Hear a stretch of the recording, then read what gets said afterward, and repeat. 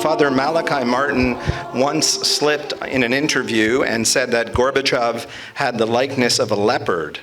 The third secret is said to be a summary of Apocalypse 8 to 13. Did Father Gruner or the Fatima Center ever believe that Russia would roll out, would end up being something that would constitute the mark of the beast? So I guess to summarize the question, how does the Message of Fatima relate to the scriptures, especially the book of Apocalypse? Well, there's an easy question. That's why we gave it to Michael. That's why we gave it to Michael, exactly. Yeah.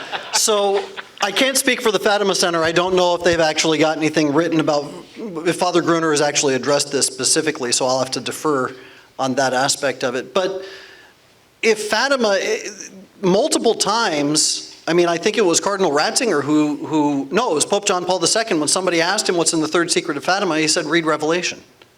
So if you want to understand Fatima, you have to look at Revelation, and understanding the movements of the stars and the shaking of the powers of heaven. I mean, what is more revealing about the shaking of the powers of heaven than to see the sun jump around and spin and start to descend to the earth? That is the shaking of the powers of heaven. And it is something that was revealed both in the miracle of Fatima and in the message of Fatima, and it's something that we find in the Apocalypse. So if there is something that is to be gleaned from this, it's that we live in apocalyptic times. That doesn't necessarily give us a reference point on a map to say this is where we are in terms of the timeline of the unveiling of the apocalypse. That's something that we can't really know until it starts to unveil at the time that we're in. But when it comes to the confusion in the church, I think that it's pretty safe to say that we're at least on the penumbra, or in the penumbra of the great apostasy.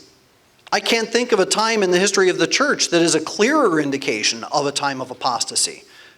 For crying out loud, we've got bishops debating over whether it's okay to give a blessing to same-sex couples. I mean, that's ridiculous. It's not something that would have ever been considered in the church until now, because we're so merciful. But we have other things that are being debated too, whether it's okay under certain circumstances to allow for the use of contraception, which has always been deemed intrinsically evil by the church, always. It's never been permitted. Whether abortion is an intrinsic evil is now being debated, because they want to parse it down. And this is the really insidious nature of the apostasy that's taking place, and I think it's something that has to be understood.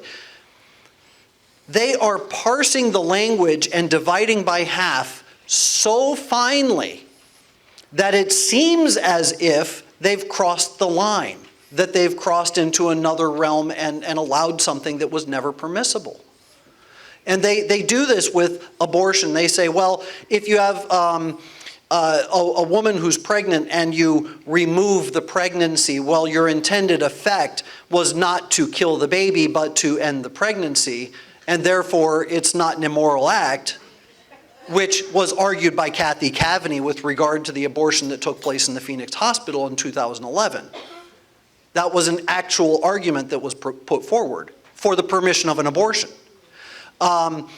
Even Pope Francis cited an apocryphal statement. It didn't happen, but he claimed that there were nuns in Africa that were allowed to take contraception as a preventative when, for in case they get raped. That never happened. Okay, but he was asked specifically about the potential permissibility of contraception, and that was his answer. So what does it look like? And what happens is people take that and they go, oh, that means that contraception's okay in certain circumstances. It's not what he said, but it's certainly what he implied.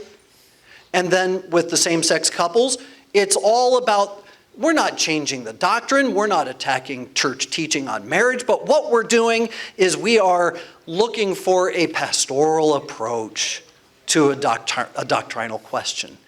And so they're dividing doctrine from practice. All of these are apostate acts, but you have to understand that the statements haven't actually touched doctrine, but the permissibility and the impression that they give are giving people permission to apostatize. And that really is the essence of the problem. So coming full circle, where are we in the timeline? I think that we're probably right about either towards the middle or the end of this great apostasy where something is going to get far worse. I don't think that we're on the cusp of it being better. I think we're on the cusp of things getting worse. And that, of course, is what precedes the entry of the Antichrist. So we're not in the time of the Antichrist. We are on the edge of that. We're somewhere in that foggy middle that leads to it, but that's something that we have to be aware of. We are in the apocalypse, I think. I think that definitely Fatima points to that in certain respects. There are aspects of the miracle and the message that point to this. So that's, I'm trying to be as succinct as I can in what is a very complicated question, but I hope that I was able to give some sort of an answer.